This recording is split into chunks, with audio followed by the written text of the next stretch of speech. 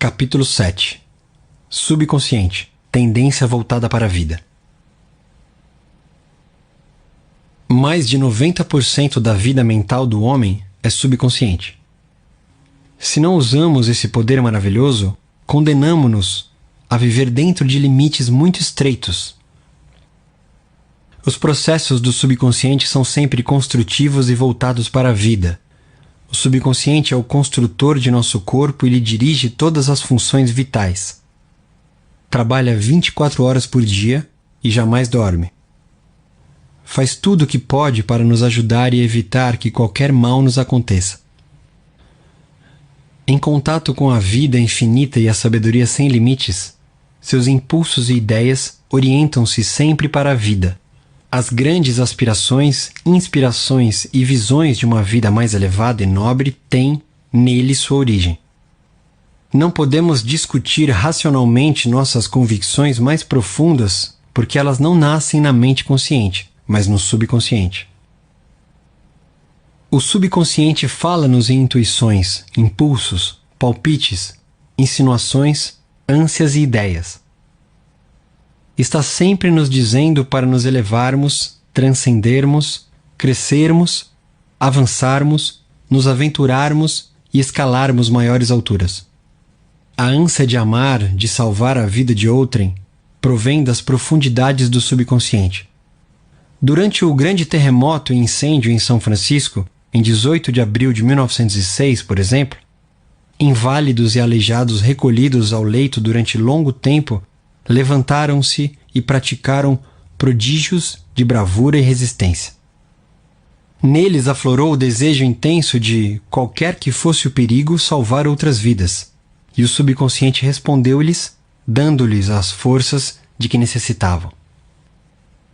Grandes artistas, músicos, poetas, oradores, escritores sintonizam com o subconsciente e dele recebem estímulo e inspiração. Robert Louis Stevenson costumava, antes de dormir, encarregar o subconsciente de bolar histórias enquanto dormia, e formou o hábito de lhe pedir que concebesse uma boa história, vendável, quando caía o saldo de sua conta corrente. Segundo Stevenson, a inteligência da mente mais profunda lhe dava a história, episódio por episódio, como se fosse uma novela. Esse fato demonstra que a mente subconsciente pode, por nosso intermédio, falar em termos nobres e sábios sobre os quais a mente consciente nada sabe. Em muitas ocasiões, Mark Twain confessou que jamais trabalhou na vida. Todo o seu humor e as histórias notáveis foram resultado de sua capacidade de obter acesso ao tesouro inesgotável do subconsciente. Como o corpo retrata o funcionamento da mente? A interação entre as mentes consciente e subconsciente requer uma reciprocidade semelhante entre os correspondentes sistemas nervosos. O sistema cérebro-espinhal, ou voluntário, é o órgão da mente consciente. O sistema nervoso autônomo desempenha idêntico papel no que interessa ao subconsciente. O sistema voluntário é o canal pelo qual captamos e percebemos conscientemente o que os sentidos físicos nos trazem. E por meio dele, exercemos controle voluntário sobre os movimentos do corpo. O centro de controle desse sistema localiza-se no córtex cerebral. O sistema nervoso autônomo, às vezes, chamado de involuntário, tem centros de atividade em outras partes do cérebro, incluindo o cerebelo, o tronco cerebral e a amígdala cerebral. Esses órgãos têm conexões próprias com os grandes sistemas do corpo e lhes controlam as funções vitais, mesmo quando a percepção consciente está ausente. Os dois sistemas podem trabalhar separados ou em sincronia. Quando a percepção de um perigo chega ao centro de comutação do cerebelo, mensagens são enviadas ao córtex e à amígdala cerebral do subconsciente. A capacidade de defesa do indivíduo pode começar a reagir antes mesmo de o perigo ser notado e avaliado pelo consciente. Uma maneira simples de focalizar a interação mental e física é compreender que a mente consciente capta uma ideia que é traduzida em uma série correspondente de impulsos elétricos no sistema nervoso voluntário. Este, por seu lado, liga uma corrente semelhante no sistema autônomo, passando dessa maneira a ideia à mente subconsciente, que é o instrumento criativo. E é dessa maneira que pensamentos se transformam em atos. Todo pensamento elaborado pelo consciente e aceito como verdade é enviado pelo córtex aos demais órgãos do cérebro que embasam o subconsciente, a fim de ser transformado em nossa carne e manifestado como realidade em nosso mundo. Há uma inteligência encarregada de zelar pelo corpo. Quando estudamos o sistema celular e a estrutura dos órgãos, tais como olhos, ouvidos, coração, fígado, bexiga, etc., descobrimos que eles consistem em grupos de células, que, por sua vez, formam a inteligência coletiva que lhes permite funcionar em conjunto.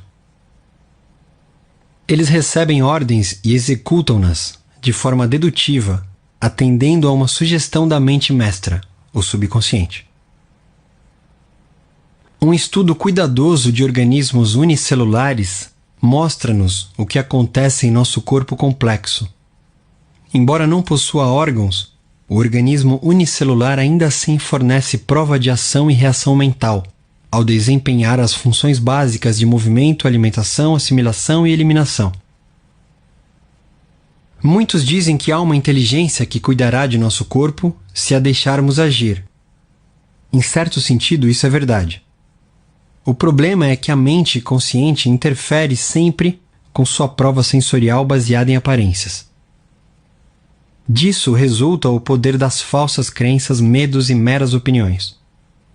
Quando medos, falsas crenças e moldes negativos de pensamento são levados a produzir uma impressão no subconsciente, por meio de condicionamento psicológico e emocional, ao subconsciente não resta alternativa a não ser agir de acordo com as especificações da planta arquitetônica que lhe é oferecida.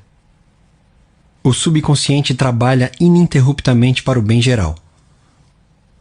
O eu subjetivo existente em todos nós trabalha sem descanso para o bem geral, refletindo o princípio inato de harmonia residente em todas as coisas. A mente subconsciente tem vontade própria e é, incontestavelmente, real. Funciona dia e noite, quer queiramos ou não. É a construtora de nosso corpo, embora não possamos ver, ouvir ou sentir coisa alguma enquanto ela o constrói. É um processo que se desenvolve em silêncio. O subconsciente é dotado de uma vida própria que sempre se volta para a harmonia, a saúde e a paz. A norma divina nele operante busca expressar-se através do homem em todas as ocasiões.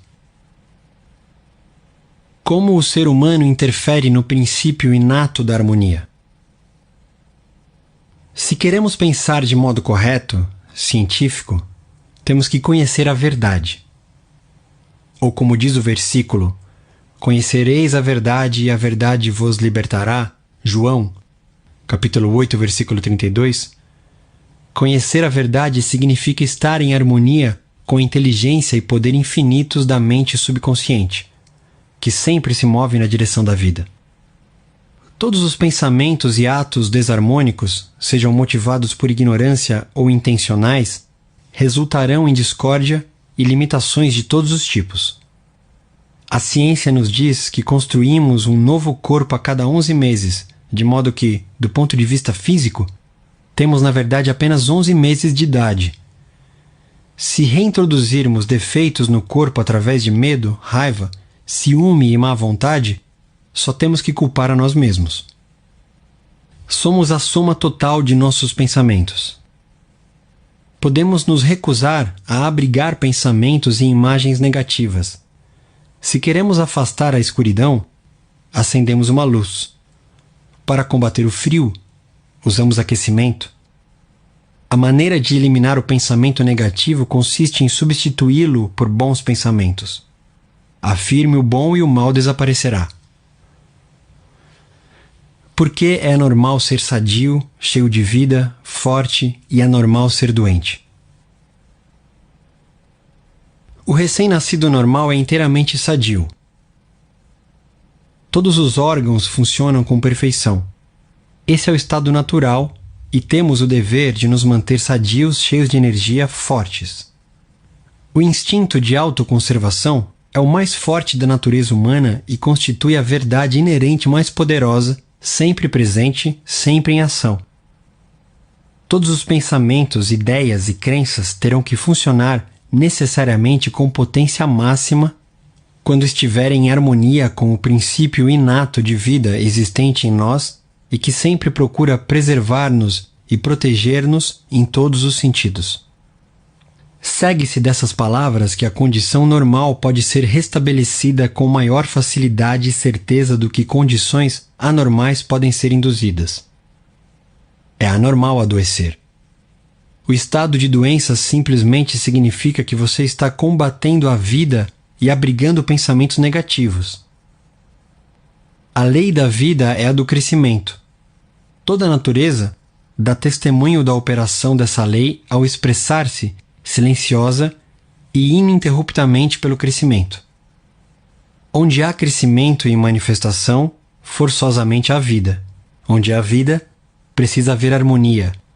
E onde há harmonia, há saúde perfeita. Se seus pensamentos estão em harmonia com o princípio criador da mente subconsciente, você sintoniza simultaneamente o princípio inato da harmonia. Se remoe pensamentos que se chocam com o princípio da harmonia, eles se agarram a você, fustigam-no, enchem-no de preocupações e, finalmente, geram doença. Se insistir neles, provavelmente provocarão a morte. Na cura da doença, temos que aumentar a entrada e distribuição das forças vitais do subconsciente através de todos os nossos sistemas. Isso pode ser feito eliminando o medo, a preocupação, o ciúme, o ódio e todos os demais pensamentos destrutivos. Esses pensamentos tendem a danificar e destruir nervos e glândulas, tecido corporal que controla a eliminação de todo material de refúgio e mantém o organismo em estado de pureza. A cura da doença de Pote. A doença de Pote, ou infecção tuberculosa da coluna, era antigamente um flagelo para crianças. Uma delas, Frederick Elias Andrew, de Indianápolis, Indiana, contraiu a doença, que o transformou em uma criança torta, incapaz de andar e que era obrigada a arrastar-se sobre as mãos e os joelhos. Os médicos consideraram o caso incurável. Andrew recusou-se a aceitar tal veredito. Começou a rezar. Formulou sua própria afirmação, repetindo-a inúmeras vezes por dia e absorvendo mentalmente as qualidades de que necessitava. Eu sou completo, perfeito, forte, poderoso, amoroso, harmonioso e feliz. Essa prece era a última coisa que pronunciava antes de ir dormir à noite e a primeira pela manhã. Orava também pelos outros, enviando-lhes pensamentos de amor e saúde.